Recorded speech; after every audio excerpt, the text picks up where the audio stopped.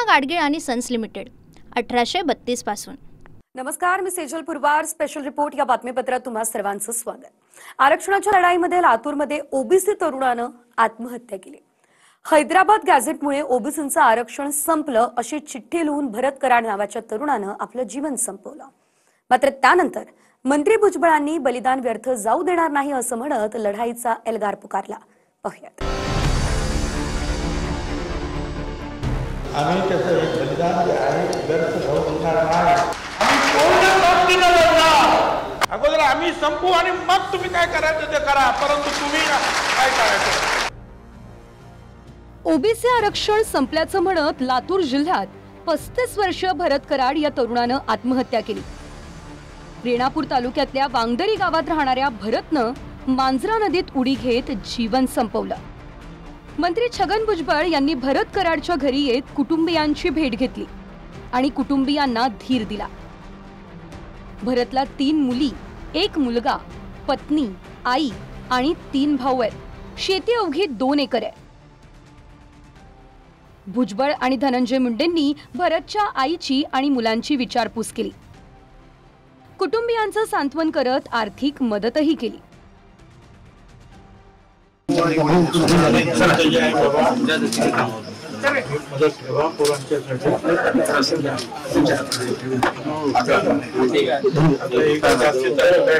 आणखी देऊ मला मदत, म्हणजे काळजी करू नका। आता आपलं पूर्ण गेलं ते काही मला काही असता येत नाही, पण मला जेवढं तुम्हाला भरत कराडच्या कुटुंबियांची भेट घेतल्यानंतर शेजारीच श्रद्धांजली सभेचं आयोजन करण्यात आलं। ओबीसी आरक्षण वाचवण्यासाठी भरत शहीद झाला, पण बलिदान व्यर्थ जाऊ देणार नाही अशी हुंकार भुजबळांनी भरली। आणि आम्ही संपलो, आरक्षण गेलं रे आरक्षण गेलं, मग तो संपला आणि नदीत उडी घेतली आणि आत्मसमर्पण केलं। ठीक आहे, जगाला मला सांगायचं ठीक आहे, आमचं जे तुम्हाला शहीदच करायचं ना,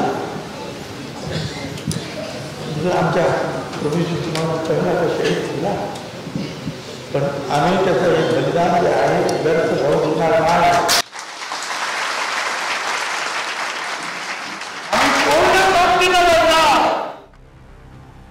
भरत कराडची आत्महत्येपूर्वीची चिठ्ठी समोर आली आहे।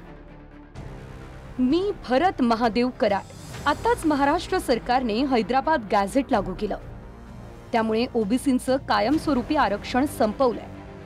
मी वेळोवेळी ओबीसी आरक्षण बचाव आंदोलनात सहभाग घेतला होता, तरीही सरकारने ओबीसी समाजाचा घात करून ओबीसी विरोधी GR काढला, त्यामुळे मी माझं जीवन कायमस्वरूपी संपवतोय। माझ्या पाठीमागे तरी माझ्या कुटुंबाला आणि ओबीसी समाजाला न्याय मिळावा। कोणी आज असं जे आत्मसमर्पण करू ना, आत्महत्या करू ना, अरे आम्ही आहोत ना। अगोदर आम्ही संपू आणि मग तुम्ही काय करायचं ते करा, परंतु तुम्ही काय करायचं।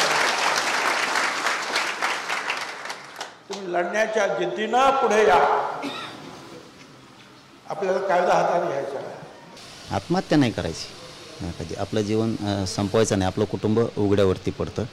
तसंच ओबीसी बांधवाच्या लेकरांनी सुद्धा आत्महत्या करायची नाही। हे राजकारणी लोक विचित्र असतात, हे गरिबाचे लेकरं त्या पद्धतीनं त्या रूपाला आणतात आत्महत्येच्या आणि राजकीय स्वार्थ साधून घेत असतात। म्हणून गरिबाच्या लेकरांनी आत्महत्या करू नये। ती दुःखद घटना आहे, त्या कुटुंबाच्या दुःखासोबत आम्ही कायम आहेत। मंत्री छगन भुजबळांनी सरकारवरही निशाणा साधलाय। लहान समाजात जन्म झाला हे आमचं पाप आहे का? मराठा समाजाच्या महामंडळाला 650 कोटी आणि ओबीसींना फक्त 5 कोटी? हा कोणता न्याय? असा संताप भुजबळांनी व्यक्त केला। 2.25 लाख कुणबी सर्टिफिकेट दिली, ती मंत्रिमंडळाने स्वीकारली, आम्ही गप्प बसलो। आता कामच संपलं त्यांचं, कारण जे होते कुणबी त्यांना मिळालं, आता त्यांचं पुढचं, त्यामुळे मराठा समाजाला पाहिजे। मग आता आम्ही कुठे जायचं? आम्ही काय पाप केलंय? लहान समाजामध्ये आमचा जन्म झाला, हे पाप आहे का आमचं? आमच्या पण लेकरा बाळांनी शिकायचं नाही, नोकऱ्या घ्यायच्या नाही? बरं तुम्हाला वेगळं दिलं ते घ्या ना, किती घ्या, आमचं काय हरकत नाही, आहे तेवढं आमचं ठेवा. आम्ही आहे 54%, आम्हाला दिलं अर्ध मुर्द. अरे ते तर ठेवू द्या की. आणि म्हणून आमचा हा लढा सुरू झाला. अण्णासाहेब पाटील महामंडळ द्या मराठा समाजाला 650-700 कोटी रुपये दिले, आमचं काही म्हणणं नाही. आणि या ओबीसी महामंडळ त्यांना 5 कोटी दिले. अरे हा काय न्याय आहे रे? हे काय न्याय आहे?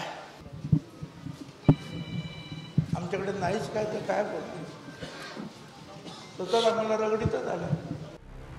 GR वरून ओबीसींच्या आरक्षणाला धक्का लागत नाही असं सरकारचं म्हणणं आहे. पण लातूरच्या रेणापूरमधील ओबीसी तरुणानं टोकाचं पाऊल उचललंय. प्रत्येकाला कायदेशीर लढाईचा अधिकार आहे, मात्र आत्महत्या हा पर्याय नाही. कारण टोकाचं पाऊल कुटुंबियांना उघड्यावर आणतं. महेंद्र जोंधळे, TV9 मराठी, लातूर. पूना गाडगीळ आणि सन्स लिमिटेड 1832 पासून.